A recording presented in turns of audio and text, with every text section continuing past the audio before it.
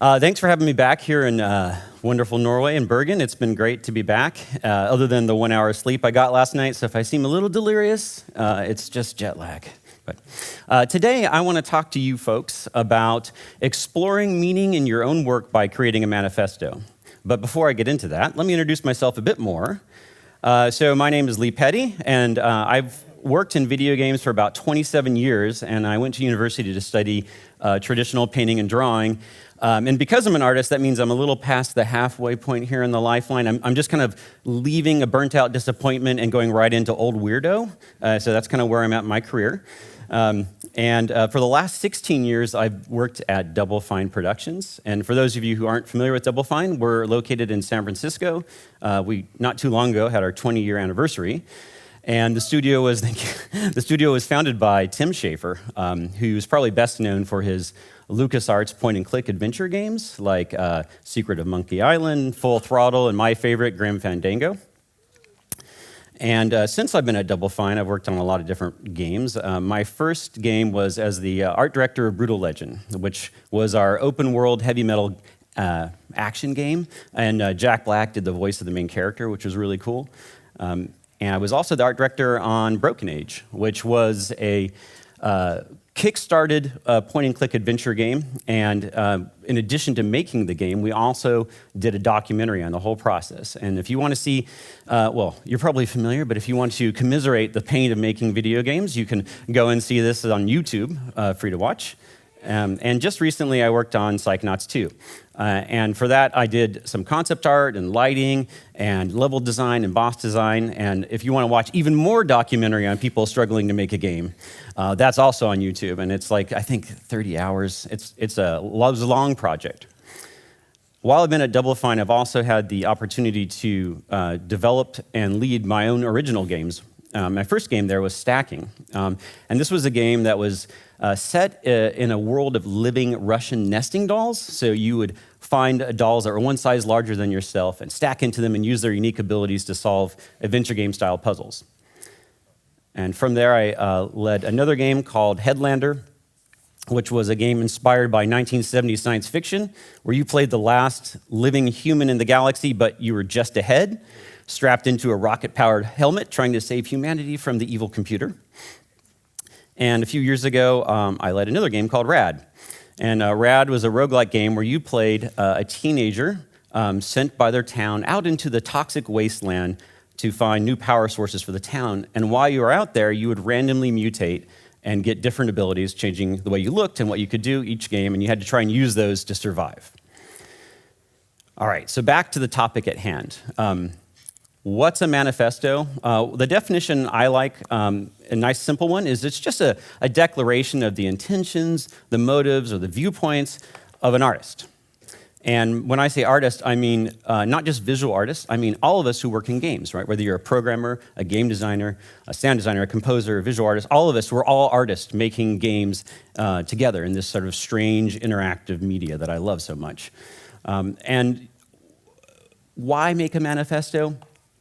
For me, making a manifesto is a way of finding your own creative voice by documenting and thinking about and focusing on your creative intentions and your aesthetic preferences. You're able to develop them more over time.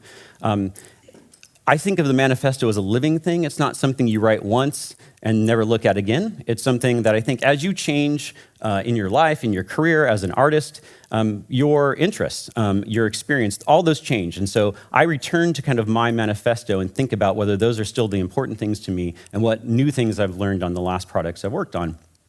And the best thing about a manifesto is there's really no rights or wrongs. It can be absolutely anything. So it could just be a list. It could be a visual novel. It could be a written novel. It can be a piece of music, a bunch of reference. It's just for you to organize yourself. Today I'm going to show you some elements from my manifesto. And in my case, my manifesto is a mix of practical tips, ways I like to make games, as well as just my creative preferences or things that I'm fascinated by. And what I'm going to do is show you how I've applied those to a lot of the games I've worked on. But it's not a checklist. I don't really have a list and say, well, if it's a game that I'm working on, it's got to have these things in it, or I'm not interested in it. It's just a a way of thinking about my artistic viewpoint and what I can help bring to a game, regardless of what I'm doing on that game. And that's another good time to point out that games are usually made by teams, not one person, and it's everyone's viewpoint that matters in the game. So even though I'm going to be talking about myself a lot and my manifesto, I don't want to give you the impression that it's only my ideas that go into the games I work on or lead. That's not true, and you wouldn't be utilizing the team and the people you work with if that was the case. So I'm going to go and we're going to look at these elements in no particular order, and we're going to start with farting. Farting is universal. Farting transcends the boundaries of all time and space. I think we all know what farting is, right? It has a distinctive sound. It's a really easy verb to tie to a gameplay button press. It's actually really great to have in games. But farting is, I didn't put it in my manifesto because of farting specifically. I put it in there because it's a reminder that I really like things that mix the ridiculous with the serious. I like playful, fun things that actually have more serious undertones or subtext to them. And I don't really like things that fit cleanly into one category or genre. I like things that kind of mix that together, and farting is a great way to remember that. Let's talk about how I've used farting in games. All right, so this is a character from stacking. So we're looking at stacking here. And this character's name is Merryweather Malador. And he had the ability to flatulate, which you can see on screen. Flatulate's just a fancy term for farting. In stacking, you could control all the dolls and use their abilities. So if you were to stack into this doll and control them, you could walk around and flatulate, or fart, on other nearby dolls, and that would temporarily cause them to flee, as you might expect, which you could use to solve puzzles. Well, the reason why farting became important for us, that's a sentence, is when we were developing the game, we had these fairly open levels, and because the player could stack into and control any of these dolls in the level, there was a lot of, we wanted to guide the player a bit more. We came up with ideas with, as a doll is moving around on its patrol points, when you're not in control, but what if they could randomly use their abilities sometimes? And that would kind of lead the player to want to experiment with those abilities. So of course, the first ability I thought of is like, well, yeah, let's have the doll randomly fart on other dolls, right? That'll be great. It'll attract the player. And we then wanted to take it further and say, well, if a doll does use its ability while moving on its patrol points, the other doll should react to that in the same way they would react as if a player used it. So we made that happen. So what happens with a lot of the dolls, and in this case the farter, is he walks around, and as he chooses to randomly fart, if there are other dolls nearby, they react that way. And so that added a lot of life to the game, because basically the game is interacting with itself and you're kind of observing it. And even though it's largely scripted, it's not entirely scripted because there's randomness to the way they move. And it also told the player, hey, this is actually an important doll you could use. So what that looked like in game, I'll just show you a little small clip here, and this is just if you were not in control of this doll and happened to see it moving around the world.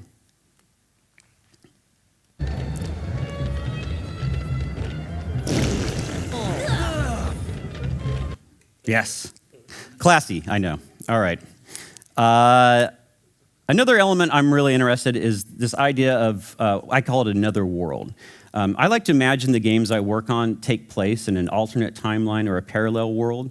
And one subtle thing that I like to do that helps reinforce that is I never use real world names or specific dates in the games. So I would never say the Earth, I would just say the planet.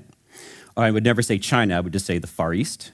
And instead of saying 1910, I would just say turn of the 20th century. And it's a subtle thing, it's a small thing, but for me it kind of creates this sense of being in a metaphorical or alternate space, which is what I'm much more interested in than, say, simulation.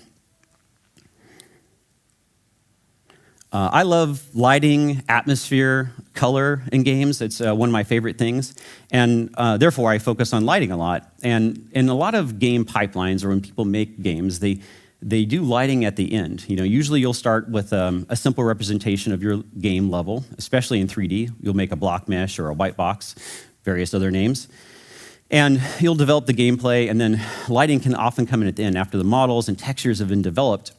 And the problem I have with that is that not lighting early doesn't give you a sense of space.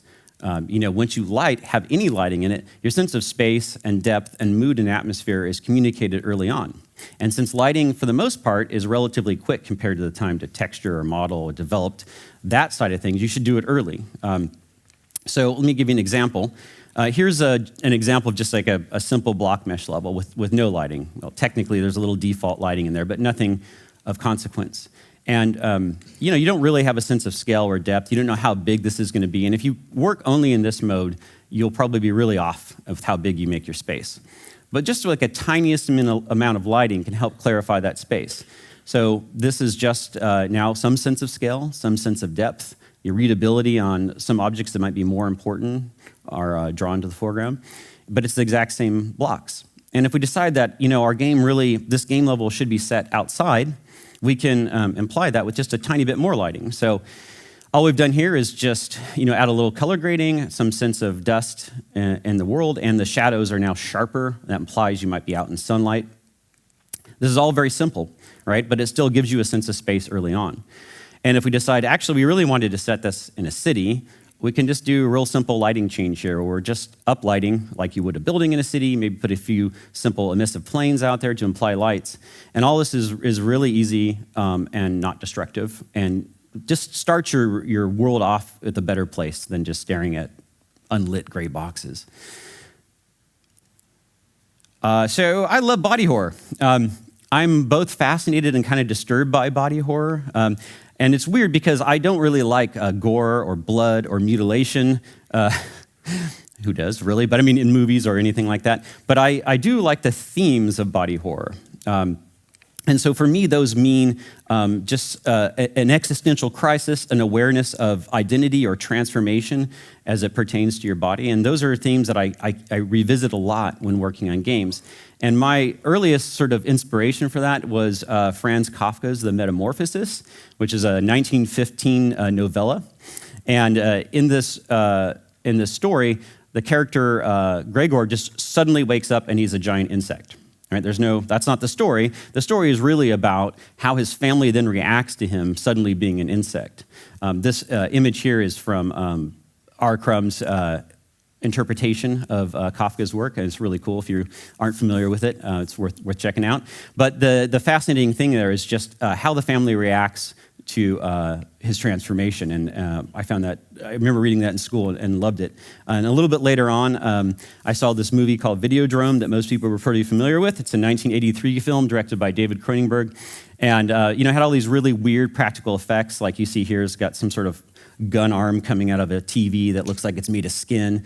But really, the story involves a lot of different things, in terms of identity and media, and it plays a line between reality and hallucination, and the main character sort of believes he's being programmed by the TV and becoming the new flesh. Either way, it's worth checking out if you haven't seen it. So when I got to make the game Rad, which was all about mutation, I was like, all right, this is a time to really embrace my body horror. And in this game, I mentioned earlier that you played a teenager sent out by your town, and you would randomly mutate as you went into the wasteland. It's a roguelike game, so every time you die, the world would be randomly generated, and what mutations you got would change. So the mutation transformation process looked a little bit like this. When you were running around in the wasteland and you absorbed enough toxins, your character would mutate, and it was different each time.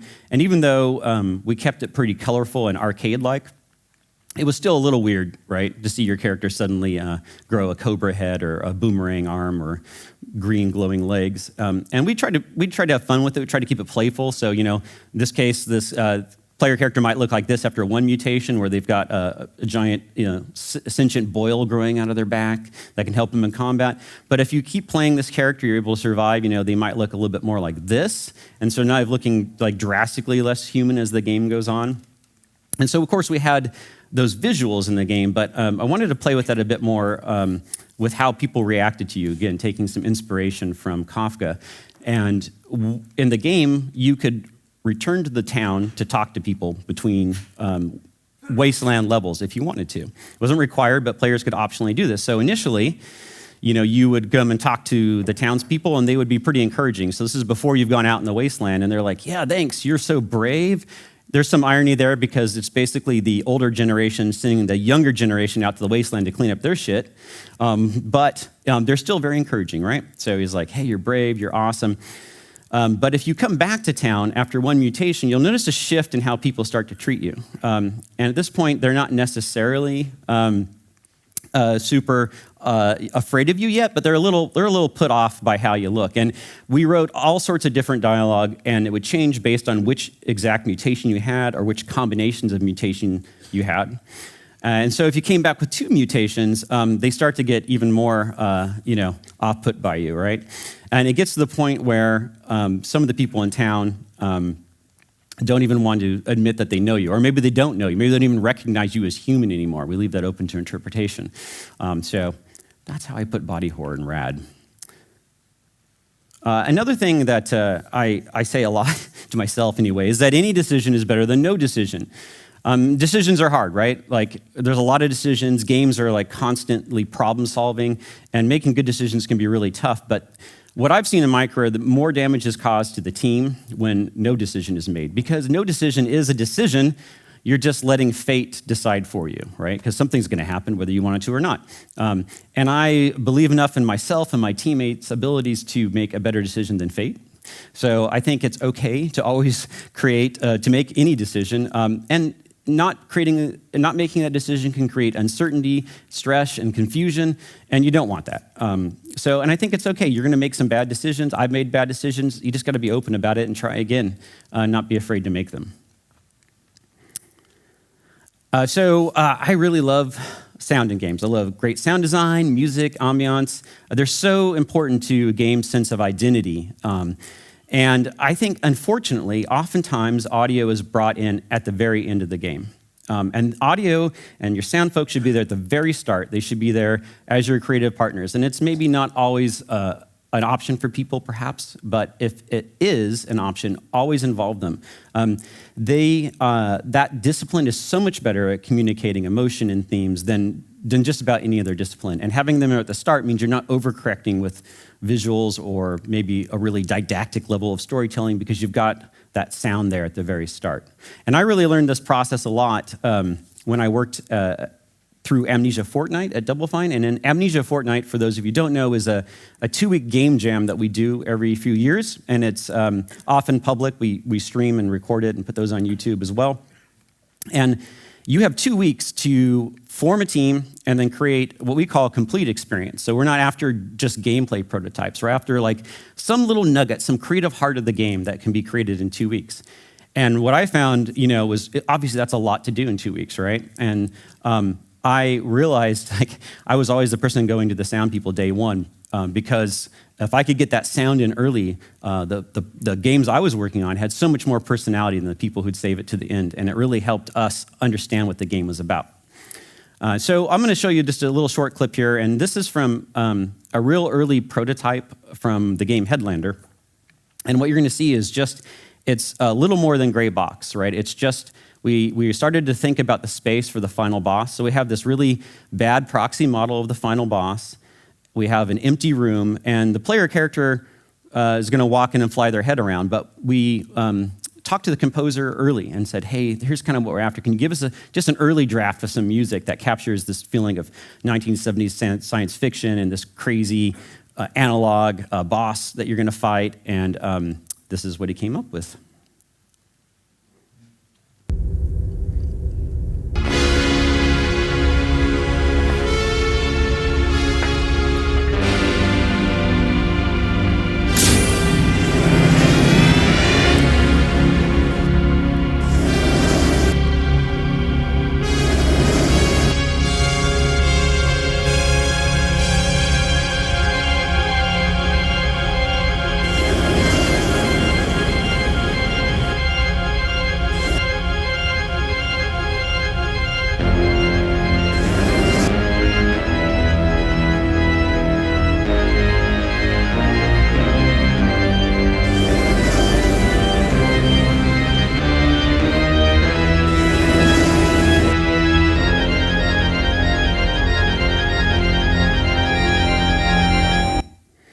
So, obviously very primitive visuals, zero gameplay, but had a mood and a tone that really helped us drive the rest of that boss battle. So I love skulls. I can never have enough skulls in things, so skulls. That's a big part of my manifesto. Like farting, skulls are universal. And we all have a skull. And humans are kind of hardwired to look at faces a lot. And really, what are faces other than skulls wrapped in meat with a dollop of hair on top? That's how I think of faces anyways, going back to my body horror fascination. And so I like to put skulls or skull derivatives, also known as skeletons, in all the games I work on as much as I can. So at Double Fine, I remember the first time I had to put a lot of skulls in games. It was working on Brutal Legend, and we had this giant corpse pile at the start of the game. Tim Schafer said, "Yeah, I want this giant pile of bones and skulls and corpses." And at the time, that was pretty challenging to fit into this pretty large open world game because it was a really giant pile. And not only that, you had to be able to walk down that pile in a quadruped. And as you were walking down the pile, you had to crush the skulls and knock them out of the way. And then you also could see pretty far in the distance. So we had to balance all of that. And it was a real pain, but I loved doing it. And we also had this joke at that point, Tim and I, that skulls are just auto-approved. So anyone wants to put a skull in the game, it's just always approved. Of course, when working on RAD, we put some skulls in the game. The skull on the left, the green one, is from the main menu. And, the game has this idea of radiation and toxicity and 80s themes. So we tried to bake that into the skull design. But also, the player grows new life in their wake. Plants and flowers grow as they pull the toxins out of the environment. And so he made his punk-like mohawk made of grass and flowers. There's a little way to sneak that in there. And there's kind of a running joke in the game industry that skulls are, when people say environmental storytelling, they just mean put a skull in something. And they're kind of right. Like I put this in RAD, right? We've got some skulls and skeletons sitting here watching TV as the world melts around them. But even though it's a joke, it is kind of true that skulls and skeletons are really good at environmental storytelling because they give you a sense of human scale without having to have actual characters there, and they have a sense of history and tragedy or just badassery. Put skulls in your games. That's my biggest advice. All right, absurd world. I really like creating games who have a world that has an absurd premise, but they feel believable because the people and the themes inside that game world think they're believable, right? It's like the characters in these absurd worlds are struggling with actual issues, and the tension between this like ridiculous premise and these serious themes I find very appealing. So as an example, in Headlander, it's a game inspired by 1970s science fiction, the thing I love about 70s science fiction is it's in part about our conflict, our love and fear of technology, right? Which is still relevant today.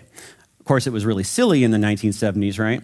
But I like the idea that there's these complex utopian societies that are somehow in ruins because they're missing that human element, like the computer just isn't smart enough to understand, And that's just so naive, but I love it, And so when we were working on Headlander, we really wanted to create that. And so the missing human element in Headlander is quite literally the player's head. And the player character's head rather, is put into a helmet that has rocket-powered jets, and they have a tractor drive to yank off robot heads and land into the neck hole and take over robot bodies, right? It makes no sense whatsoever. But the themes underneath that were very serious. I just find that combination charming. Things that are both perhaps existentially profound and also undeniably dumb. That is what I like making. So sometimes games can be seen a little bit as a bag of mechanics that we just sort of staple an art style and some storytelling onto. But for me, games are a complete experience, and the story should be told by all of those elements: the visuals, the sound, the dialogue, and most importantly, the gameplay. And so what the player is actually doing in the game should be in sync with all of these other elements, and they all add up to tell the story together. So in stacking, for example, it's about, mechanically, it's about finding and combining dolls and using their unique abilities to solve puzzles. But thematically, it's really a game about class-based society, because the larger dolls that you see in this world are always the captains of industry or the posh rich people, and the smaller dolls, which are quite often children, are doing the jobs like shoveling coal. And this sort of class-based society is echoed not only through what the dolls can do and the size of the dolls, but also in, of course, all the environmental storytelling. No skulls, though. So for example, and here's our farting gentleman from earlier, the bathrooms even have toilets arranged based on doll size. And of course, the biggest toilet with the most prominent position is given to the large dolls. And what we're asking the players to do moment to moment to actually be able to progress the game is stack into other dolls that are one size larger. So you can see here that you start off playing the smallest doll in the world, but you can stack into dolls that are larger. And along the way, you're basically gathering and using dolls to solve problems. So we've got two things we're communicating to the player there. You're always paying attention to the size of the dolls and what they can do, because a lot of the puzzles are solved by who they are, their place in society, and what their ability can do. But also, because you're able to solve the problem that these other dolls can't, we're saying the small doll from very modest means is able to organize and work with these other dolls to actually solve the problems that they couldn't. I think games are really weird inherently, and I think it's really important to leave some of that weirdness in the game. Sometimes it's all removed in the name of polish, and a lot of work goes into not breaking immersion, is a term I often hear.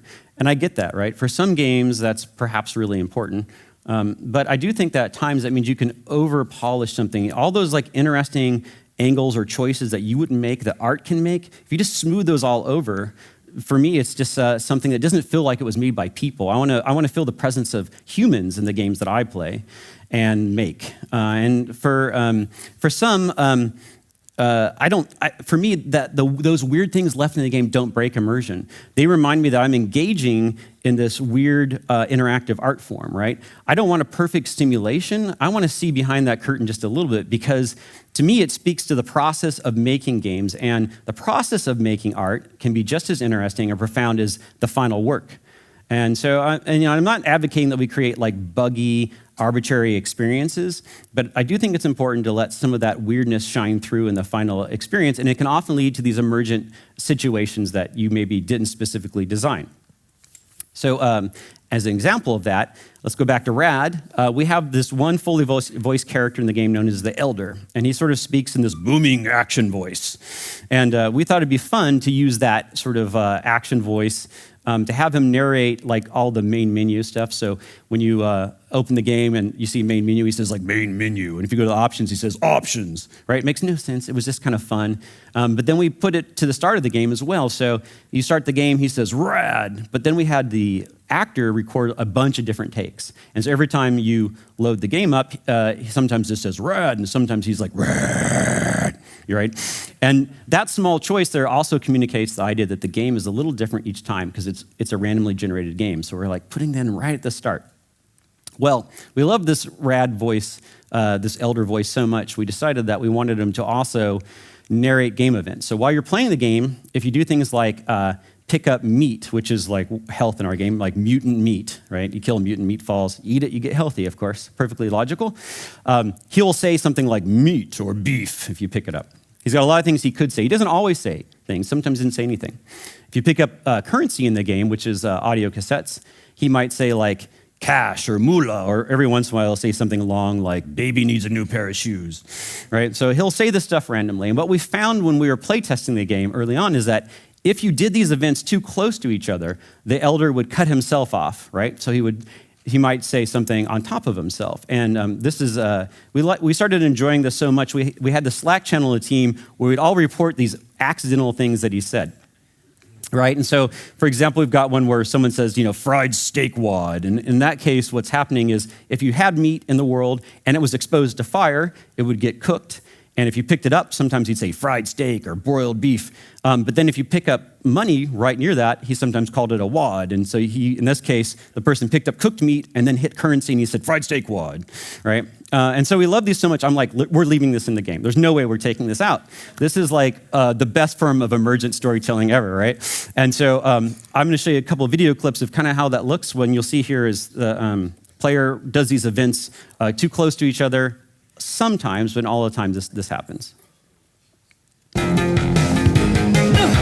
Hammer Moolah. Well done, Bling Bling. The way forward is Ravy. The way forward is gravy. That last clip was from streamers. So we were so happy when the game came out and we were watching people play it that this would come up during streams. And all the time they'd stop and go, "What just happened?" In that case, what happened is you finish the last goal for the level and the elder says the way forward is open, but then the player happened to run over some money and so he said the way forward is gravy. So. Keep games weird, everyone. Negative space. Sometimes, interactive art is tricky, right? Because unlike a lot of other art forms, you don't want your player to be left behind. But at the same time, I think it's important to not make everything a quest, a goal, a chore, a reward. Sometimes I play a game, and every character I talk to is trying to remind me of where to go or who to talk to or why I should do a quest.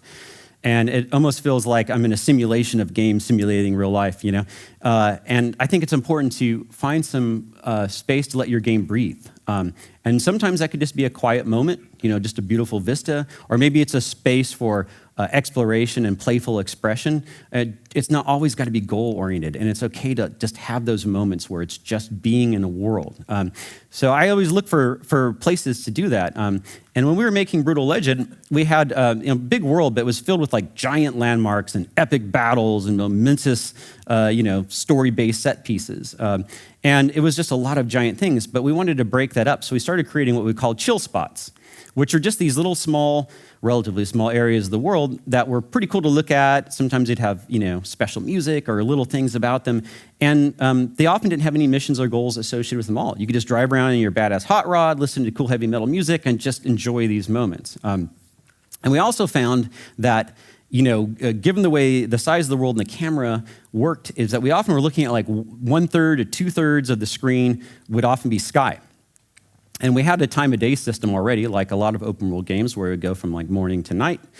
But when you're making a game made of living heavy metal, you should do something really interesting with the sky. So we came up with all these absurd weather patterns, and they get randomly triggered.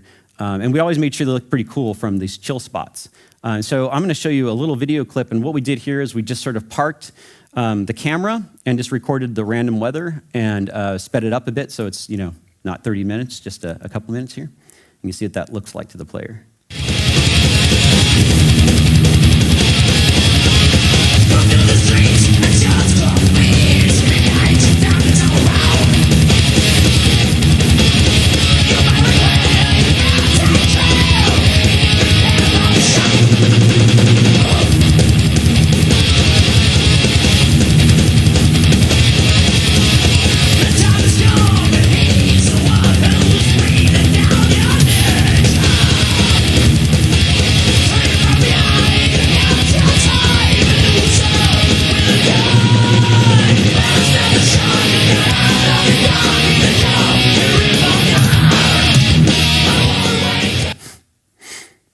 Heavy metal skies. All right. Hey, don't be an asshole. This is both a reminder to myself, but also an important thing. Look, sometimes people always what's the best way to make a really good game, or how do you work with teams? And there's really no magic bullets, but one of those things is just not to be an asshole, as simple as that sounds. I think. Despite the fact that I spent a lot of this talking about my particular artistic preferences and ideas, games are made by teams. And not being an asshole means working well with your team. And if you're a leader, like this charming guy, right, that means you got to work with your team, not at your team, right? Respect those whose work comes after and before yours. And sometimes assholes think their talent will carry them, like, oh, I'm really good at this, it's fine. And maybe in the short term they're right, but in the long term, it's going to catch up to you. And I'm not saying we all have bad days, right? We all have our blind spots. Sometimes we're all hard to work with, and that's fine. But I think to be a good teammate and to work well with others, it takes remembering that. And so I put that in my manifesto as a reminder to myself that, okay, it's going to be all right. Work well with people. Don't be an asshole. So sometimes you'd have a preference and you have no idea why. It's totally irrational. that's okay. Rational thinking is overrated, in my opinion. So sometimes you just need to embrace your weird irrational fetish and go with it, right? And for me, centaurs are one of those things. Like, I don't know why I like centaurs. Maybe it's my fascination with body horror, but there's something about them that I have to put in games. And to be fair to myself, it's not only me. The internet is kind of fascinated with centaurs. There was this meme that went on a while, like, how do centaurs wear pants? I haven't really decided which one I like, but I like all of them, really. I see there's, at least once a week I see centaur cosplay. This magnificent person was known as a Texas centaur. He actually went around Renaissance fairs with a plastic horse back end on wheels, which is really committing to his art form. There's a lot of controversy going on right now about AI and AI-generated art and what that means to artists' careers, but I did have to put this one image in here because when I saw this, it was amazing, which sort of highlights, like, you can't get AI to make something simple like a cat, but you're like, you want a cocktail shrimp centaur? No problem. Here you go. So I love that. So, of course, it's no surprise that I put centaurs in some of the games. So here's a centaur in Headlander. In Headlander, you could land your head, into different robotic bodies. And one type of body was citizens, which normally look like a standard person, but there's this experimentation area where they combine citizens in different ways. And one of them is this sort of weird centaur. But the other cool thing that we did is we put a dancing centaur in the game. I don't know if it's the only dancing centaur in games, but it's got to be one of the few, right? Because what happens is the game, although the game has a lot of combat in it, if you land into a citizen, citizens don't have the ability to fight. So if you try to use the fight button, they dance instead. And so we have like every possible citizen body in combination of the game has its own unique dance. This is animated by Miyuki Richardson, one of the animators in the team, and I love it. And we saw a little bit of the final boss earlier, but here he is in his glorious final form, which is a giant robotic centaur with a laser tail and a crystal head. And when you defeat him, he looks really awesome, like this. And of course, Rad has its share of centaurs as well. This is what happens if you get a certain quadruped mutation, and then in this case, their arm also has a mutation, which turns their arm into a creature that has its own arms, and it's holding a living bat. So the weirdest form of centaurs.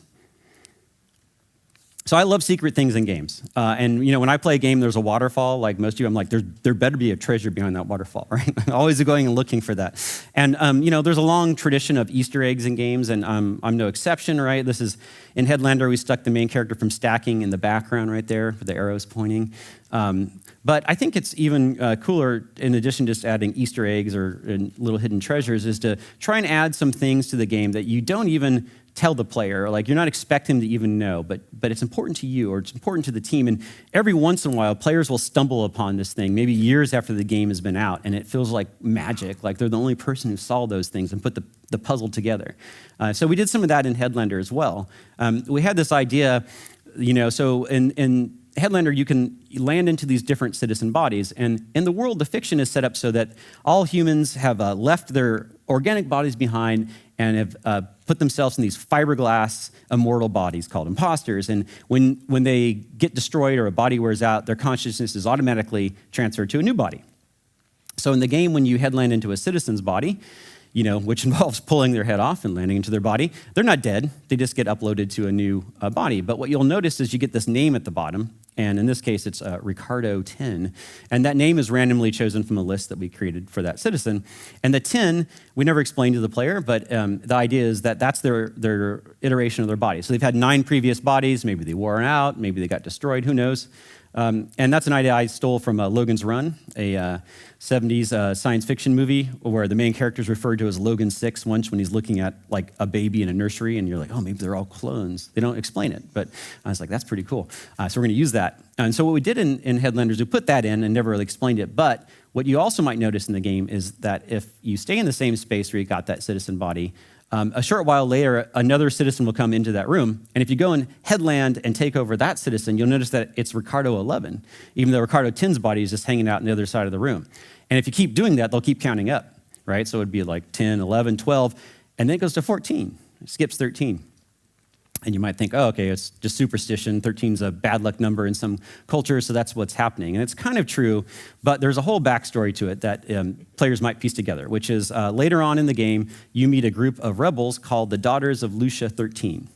And the idea there is that Lucia 13 was the first citizen to free themselves of the computer control, and that was her body number at the time. She was Lucia 13. And the computer is an irrational thing and is like, well, it's not the way I'm treating humanity that's the problem. Clearly the problem is there's something wrong with bodies with the designation 13, so I'm no longer going to make those. So all the citizens in the game, there's never a 13 anywhere in there, and we never totally connect the dots for the player, but we drop little clues around.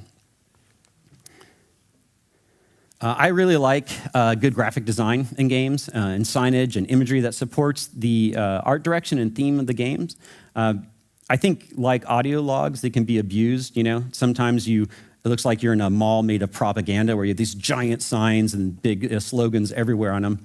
I feel like that's not letting them be part of the world. That's kind of like a simulation or museum version of the game where they're all talking at you. So I think it's really important to try and integrate them into the world a bit more. Here's some examples of graphic design signs I made for Headlander. We had hundreds and hundreds of weird little 60s and 70s inspired signs, science fiction inspired signs throughout the game. And when we put them in the game, we try to keep them pretty integrated. So here's a screenshot of the game, and it's a secure zone, so that's giving the player some information, like if you're in that zone, the soldiers will attack you. But you also might notice there's a sign or a poster in the background of ski lifts, and this area of the game is known as the Satellite Chalet. So it's a mix between a ski resort and a communications array, which on one level makes no sense whatsoever, but the computer is trying to keep humanity under the illusion that they are actually on a big vacation. It's a false utopia. So there's all these irrational pairings, and by putting little signs like that into the game, and these are painted by Derek Brand. Here's a few more. We're sort of suggesting that they're almost like little postcards, like it's this like fake vacation, but we're not putting big signs saying submit free will. Look here. We're trying to keep them integrated into the world. And keep it on a level a little below that. So I'm going to talk about bathrooms. Now, I'm American, so when I say bathroom, I mean toilet, but we're confused about a lot of stuff in America, violence, for example. Bathrooms. I'm just going to have to say it because I can't not say it. As a child, my mom said I was fascinated by bathrooms, and it's true, and I still am, because I was thinking about, why do I like bathrooms? And they're kind of like strange portals into an alternate version of our world, because everyone's using them, but you're not supposed to talk to anyone in a bathroom. You're not supposed to talk about what you're doing in a bathroom. There are certain rules about how you're supposed to behave in a bathroom, but no one tells them to you. You're just supposed to pick them up. And so I guess I just find that fascinating, that kind of like weird common thing in society that's just sitting there. But it isn't just me. I have this quote here from Andy Kelly from PC Gamer, wrote this article, and one of the things he says about toilets and video games is he says that, but toilets are more than just props. A toilet is a porcelain window into the soul of the artist who created it. And through it, you can learn a lot about their personality and their design philosophy. And they reveal something about us as players too, our expectations, desires, and what it takes to make us believe in a game world. And he's right. So I'm going to talk more about bathrooms. So we're going to go back to stacking here for a little bit. So in the first level of the game, it takes place in a train station. And it introduced an interesting sort of writing problem for us. In stacking, when you're controlling a doll and you walk around the world and talk to other dolls, they will respond to you based on what doll you're controlling, right? So if you're controlling an adult doll, they might say something different to you than if you're controlling a child doll or a kid doll or a fancy doll, or a man versus a woman. They all have different dialogue that they might say to you. And of course, that lets the player, sort of see what it's a little bit like, what it's like to be in the eyes of that person that they're talking to. But the problem was we had bathrooms in there, and it's a, loosely Victorian-inspired area. So we have this, classic men's and women's restroom right there. And so if you go into those restrooms and you talk to a doll and they're just responding to you based on the doll you're controlling, it was a little awkward, right? Because you might have a kid doll and you go into the bathroom and they're like, how's school? And you're like, I'm talking to a guy in the bathroom. Why is he saying that? So we wanted to come up with a way to modify all of our dialogue sets based on location. And of course, the first test case is the bathroom because of my fascination. So if you walk into a bathroom like this is the men's room, and you walk in with a woman doll, he might say something like this to you. But if you walk in, it's terrible. If you walk in with a male doll, they might say something more like this to you, right? And so it was just like, obviously we didn't only use this approach for bathrooms. We used it all over the place for just different states and little regional modifications of the dialogue because the player could take these dolls anywhere. We couldn't just write them statically. But we also put a lot of bathrooms in Headlander. Now Headlander is a weird one too because why would there be bathrooms in Headlander? If everyone's in a robot body, why would there be bathrooms? Well, it was just another extension of the idea that the computer is creating this simulation of normal life for humans. So I wanted to make sure we add some interactivity to these bathrooms, to these toilets, and so we did that. Here's what we did.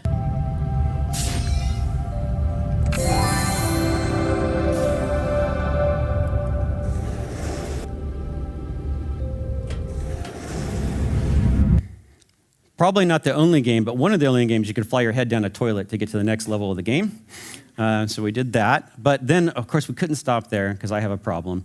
And I was like, well, we have this area called Shepherd Recharging Station. So shepherds are the name of the enemy soldiers in the game. And unlike the citizens, they don't have any humanity inside them. They're just robots, but they have these big laser-powered arms.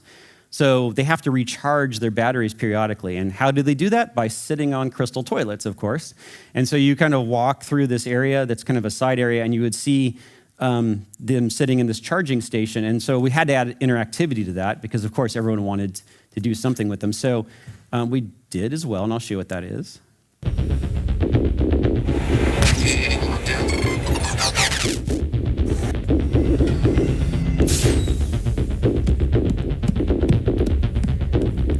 So not only did we have this ridiculous walk if you took a shepherd off the charging station, but because they still had the power crystal attached, your weapons did a lot more damage, and their explosions blew up a lot more. So we had to add some meaningful bathroom gameplay there.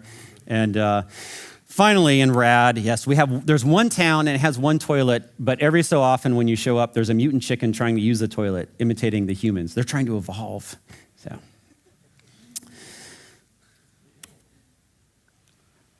This question gets talked about a lot, right? Are games art? And in my mind, it's really not for me or you or anyone to say what is or isn't art. And I don't even think it's important. I think it's missing the entire point. It's the making of art that's important, not the talking about making of art that's important. And I like this quote from surrealist filmmaker Alejandro Jodorowsky, who says, "What if the point of life is to create for yourself a soul?" And I love that idea. And to me, that's saying things have the meaning we choose to give them.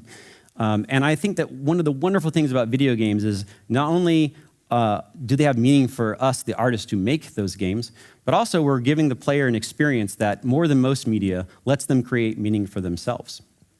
And I can't think of a more important idea that I want to put in my manifesto than that. And it's probably the reason why I still love making games after all these years. And I just love this strange interactive art form that we call video games. Thank you, everyone. Yeah.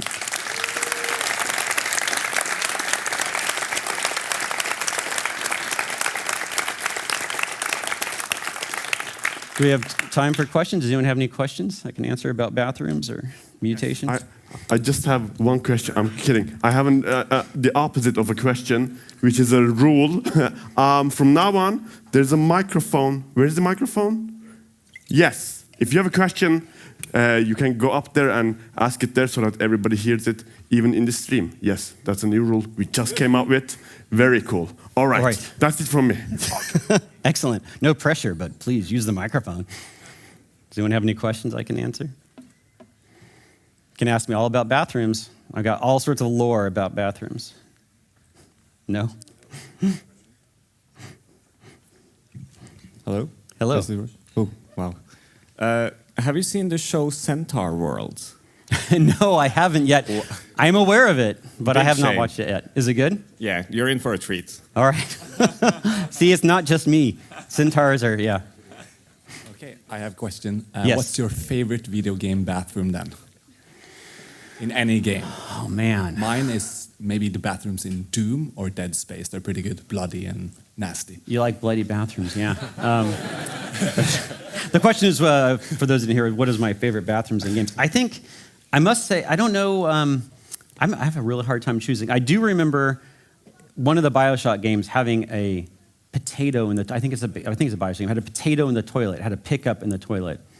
And I thought that was absurd, and I loved it. I was like, yeah, something went right into my inventory from the toilet. It must be that. I'm pretty sure it was a Bioshock game. I remember the experience. I don't remember the exact game, but yeah, it was that. All right, everyone. Well, if there's no more questions. Oh, we got another one. Yeah. Cool. Excellent. So, if you were to start making your own manifesto, where would you start? That's a great question. Yeah, and I think for me, I try and do free writing all the time, which is just just take a little sketchbook, just start writing ideas out. And some of them for me just came in that where I was like, well, why am I writing about this a lot? Oh, this is important to me, and I would just start collecting them that way. I think sometimes, because I'm also a very visual person, sometimes they wind up just being visual ideas that are maybe hard to put words to initially, and I just let them simmer for a while. I think, it's pretty organic for me. I don't really have a very rigid creative process other than I try to engage with it frequently and just let it fall out of that. Yeah. Thank you. Hi, great talk, by the way. Thank you. I'm just curious, since you emphasize do not be an asshole, do you have any particular bad experiences in the industry? Yeah, I thought you were going to say, it's funny that you emphasize that because you look like, no. Yeah, oh man, so many. I don't want to name names or anything, but I do feel like there's, how do I say this? Yeah, I think most of it just comes down to not respecting other people, right? Some of it's just basic human things, and that means on a lot of levels. It doesn't mean you always have to agree with people, and it doesn't mean that you sometimes don't have conflicts. That's normal. We're all strange humans, but I do think it's just the basic idea of trying to put yourself in other people's shoes. And when I started in the game industry back in the dark ages, we all had to do like different jobs. So I was doing like 3 or 4 different jobs, and I got a broader appreciation early in my career of what it takes to get a game out the door because I saw all those things. And so I'd say as one way to getting maybe more empathy for people's jobs around you is to do some of them sometimes, even if it's not your primary skill, just to like understand what they go through to get the work done that they care about. Yeah, that would be my advice, to try to avoid being in that yourself. Very good, thank you. Yeah. You mentioned the Double Fine documentaries earlier. Yes. Do you feel like the filming of those affected the development of the game in any significant ways? That's a really great story. I do actually. Well, I had more experience with Broken Age documentary, because I was only working on Psychonauts 2 towards the end. Some people, it was a new thing for us. It was definitely really weird having cameras around all the time. Eventually you kind of get used to them and you don't really think about it. But I did notice that, certain people would talk a lot more than they normally would. They were a little performative. And other people would not bring up things they were really concerned because they didn't want to look awkward on camera. So I have mixed feelings about it, honestly, but it does make it feel worthwhile to me because people will come up and say, I really like the documentary because I learned a lot about, I didn't feel so alone in making games because I see that, you're struggling with some of the same problems we do. And that makes it all worthwhile to me because, it's nice to feel like you have a community out there who are all doing similar things. But it is a little awkward, yeah. I don't like it so much. Yeah. Hi. Hello. So this is a two-parter. Do you share your manifesto with other people in the development? And the second part, so if your manifesto is farting and someone else's manifesto has no farting, please, who wins? We give the player a choice. We make it an important choice. Did you pick the character who has a gas problem or one who doesn't? I mean, it's weird because it's usually when working on games, even if you're leading a game, I don't create a checklist and say, I mean, maybe as a joke. I'm sure if you talk to people on the teams I work with, they'll be like, he's talking about farting again. But it's not a checklist. It's really like, and I think manifestos for me are. It's not a political platform. It's not something I have to get into a game. It's just more of a way of describing my own taste and viewpoints and why those things are important to me. And it evolves over time because a lot of the examples I give you are from things in games, and sometimes it became part of my manifesto based on that experience in the game, or I thought of a different way to describe it. So we talk about it sometimes, usually as a joke, but I definitely don't. My goal with the game is I like certain colors, I like certain art styles, but I try to make sure that the visuals in the game are telling the same story as the rest of the game, and so it's not like one style I try and put into the game or just one set of things. You know, some games, I guess there's an awful lot of bathrooms in games, but sometimes the game I'm currently working on, there's no bathrooms in it. I can tell you that. So, but I mean, I think you got to leave space too for people to interpret that. So maybe it's not so much that you want a particular type of bathroom, but you're like, what if we thought about doing a centaur, you know, and then they come up with some design, and it just is a bouncing off point, you know. It doesn't have to be too serious, but yeah. Thank you. Yeah. Well, hey, I'm around the conference if you have any other questions you want to catch up, but thanks for coming. Yeah.